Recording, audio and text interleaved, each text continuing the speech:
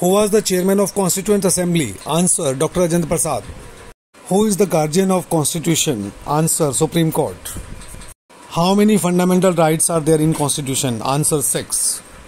Who was the chairman of Drafting Committee of Constitution? Answer, B.R. Ambedkar.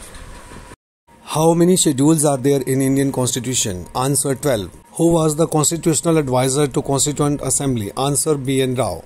What is the minimum age to be the governor of a state? Answer, 35. From which country the parliamentary system has been taken in Constitution? Answer, England. From which country the fundamental duties have been taken in Constitution? Answer, Russia. भारतीय संविधान को पूर्ण रूप से तैयार करने में 2 वर्ष 11 माह और 18 दिन का समय लगा था। मुख्य निर्वाचन आयुक्त और निर्वाचन आयुक्तों की नियुक्ति कौन करता है? उत्तर, राष्ट्रपति। Who appoints the judges of Supreme Court? Answer, President.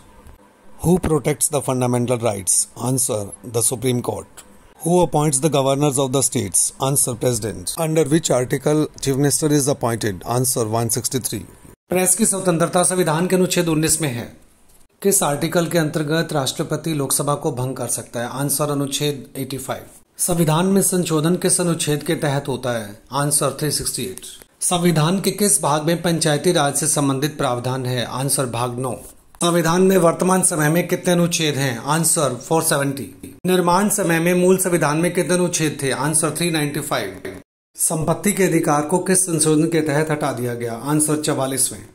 संविधान में अब तक कितने संशोधन किए जा चुके हैं? आंसर, 105। संविधान का कौन सा अनुच्छेद राष्ट्रपति शासन लागू करने के बारे में है? आंसर, अनुच्छेद 356।